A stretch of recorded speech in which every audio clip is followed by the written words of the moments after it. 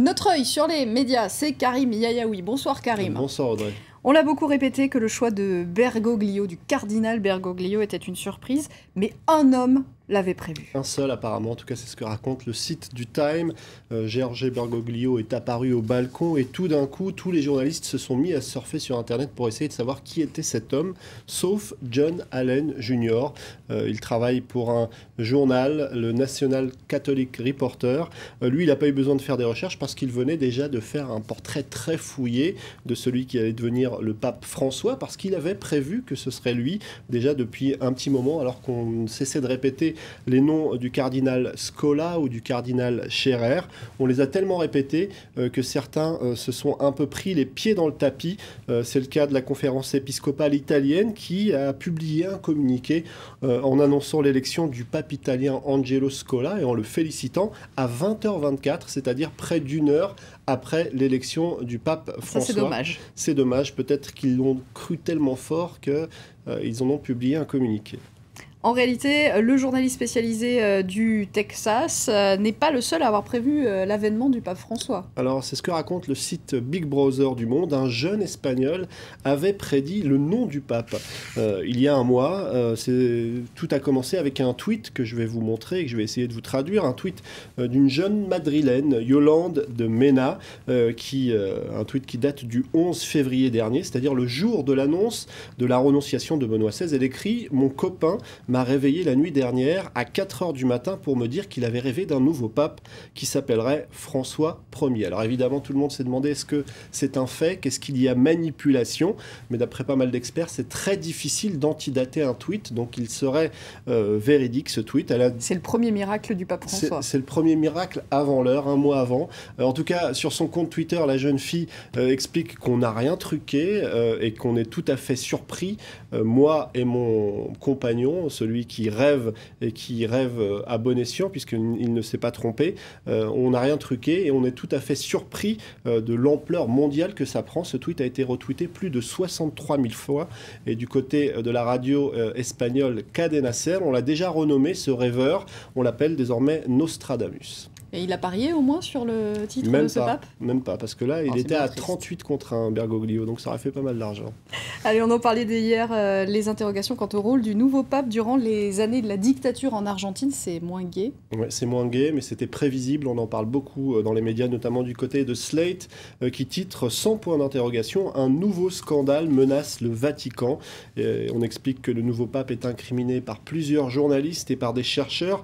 Un des premiers à avoir évoqué le passé un petit peu trouble du pape, c'est Emilio Mignone, dans un livre qui est sorti en 1986, ça fait un petit moment, ça s'appelle « Église et dictature », et dans ce livre, il affirme que celui qui est aujourd'hui le pape a donné son feu vert pour l'arrestation de 2 prêtres, Orlando Iorio et Francisco Jalix. Je vais vous montrer un autre article, une tribune qui a été publiée aujourd'hui, une tribune signée Horacio Verbitsky, qui fut un des premiers journalistes, lui, très anticlérical, il faut le souligner, en tout cas un des premiers à relayer les accusations contre Bergoglio dans l'affaire des prêtres. Il publie, lui, une tribune et cite la sœur de Iorio.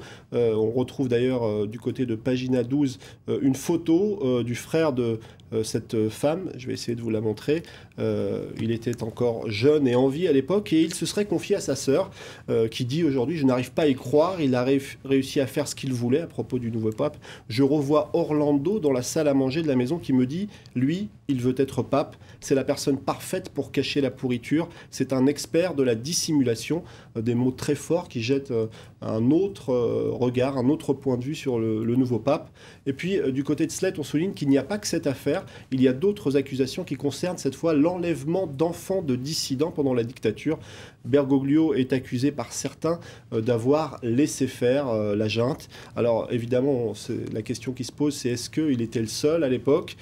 Pas mal de journalistes soulignent aujourd'hui qu'il a plutôt laissé faire, comme toute la hiérarchie religieuse du pays qui a été passive, indifférente, voire parfois complice. Une photo a été largement partagée sur cette question sur les réseaux sociaux pour prouver justement cette proximité du nouveau pape avec la junte. Alors là voici cette photo, on en parlait déjà hier, avec des pincettes parce qu'elle semble un petit peu étrange, mais en tout cas beaucoup d'internautes ont partagé cette photo où on voit le général Videla, le leader de la junte, et un homme d'église de dos qui a été présenté par beaucoup d'internautes comme Bergoglio.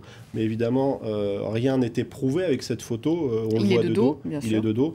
Et évidemment, rapidement, on va se poser beaucoup de questions. Beaucoup d'internautes expliquent que ce n'est pas Bergoglio, mais un autre prêtre qui s'appelle Derici, avec des photos à l'appui. Et puis il y a un autre élément qui peut remettre en cause cette première thèse qui est apparue sur les réseaux sociaux hier, c'est que cette photo date de 1990.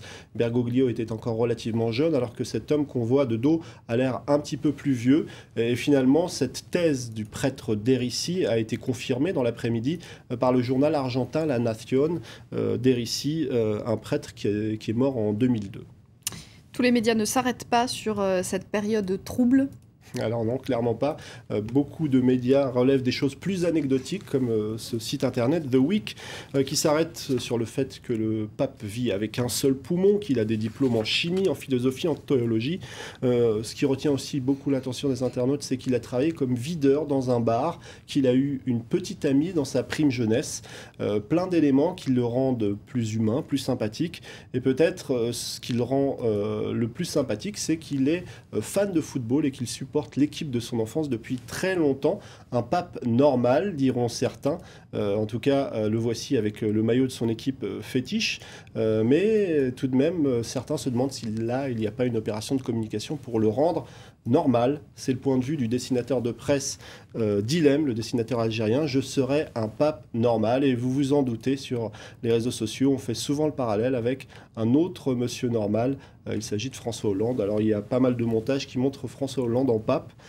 Stratégie de communication sans doute. En tout cas, c'est plutôt réussi. Toutes ces petites anecdotes croustillantes sont largement reprises dans les médias.